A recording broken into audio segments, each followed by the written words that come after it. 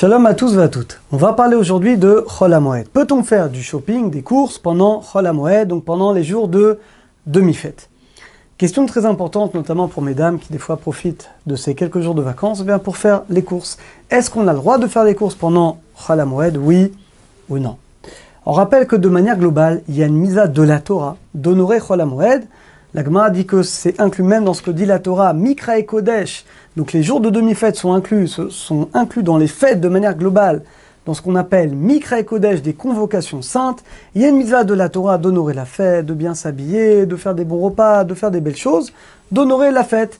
Il y a une mitzvah également, Vesamarta bechagecha, il y a une mitzvah particulière d'être joyeux.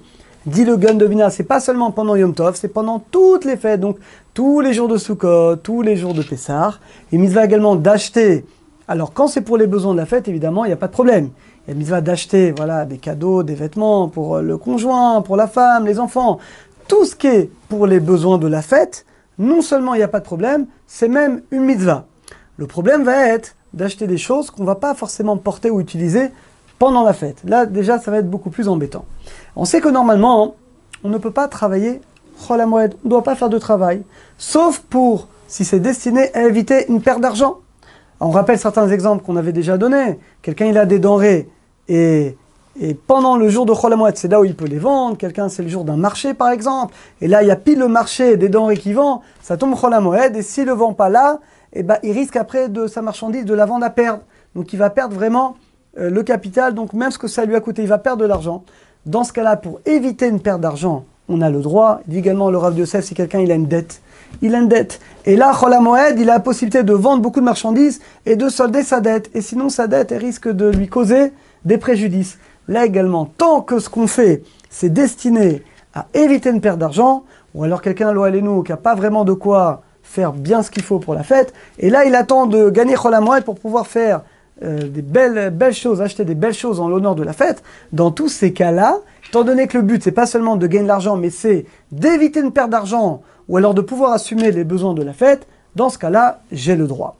Donc, si vous faites les courses pour la fête, voilà une belle robe, des belles choses que vous allez mettre pour la fête, d'après tous les avis, il n'y a pas de problème. Le problème va être quand vous faites des grandes courses, et que vous allez acheter des choses, et c'est clair que vous n'allez pas les mettre pendant la fête. Alors, normalement, on n'aurait pas le droit, parce qu'on ne peut pas vendre ou acheter quelque chose qu'on n'a pas besoin pour la fête. Néanmoins, il y aurait quand même des exceptions. Par exemple, bien les soldes. Parce qu'on a dit qu'une des exceptions, j'ai le droit, par exemple, de vendre ou d'acheter s'il y a un risque pour éviter une perte d'argent.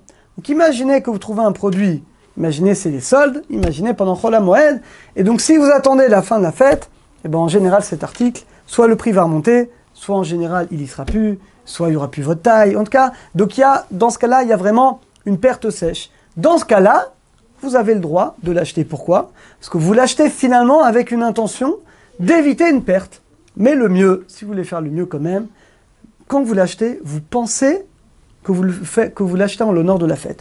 Même si c'est pas sûr, peut-être vous allez le mettre, peut-être vous n'allez pas le mettre. Mais le simple fait d'acheter en l'honneur de la fête, et bien comme ça permet comme ça de s'acquitter d'après tous les avis. Donc conclusion, c'est très simple. Tout ce que vous faites en l'honneur de la fête, vous pouvez acheter tout ce que vous voulez du moment que c'est en l'honneur de la fête. Ça rentre même dans la mitzvah Vesamarta bechagecha, parce qu'il y a une mitzvah d'être joyeux et de réjouir les gens de sa famille. Donc quelqu'un il va acheter pour son conjoint, pour ses enfants, pour lui-même des choses qu'il va mettre pendant la fête. Là d'après tous les avis, il n'y a pas de problème, j'ai le droit. Et on a dit si par exemple c'est un moment de solde, ou même si je sais que je ne vais pas le mettre, mais il y a un risque que je ne vais pas retrouver la chose, donc là c'est destiné à une perte d'argent, dans ce cas-là, ce sera également permis. Mais le mieux, c'est dans votre kavanah, dans votre esprit, tout ce que vous achetez, de l'acheter en l'honneur de la fête, même si ce n'est pas sûr à 100% que vous allez le porter, le simple fait que vous le faites dans l'état d'esprit d'honorer la fête, eh bien dans ce cas-là, on a le droit. Alors Bezat Hashem, qu'Hashem nous aide tous à bien faire la mitzvah Vesamarta bechagecha, être joyeux non seulement pendant Yom Tov, également pendant Chol HaMoed, et d'avoir tout ce qu'il faut pour passer Bezat Hashem des très belles fêtes. Chag Sameach à tous et à toutes.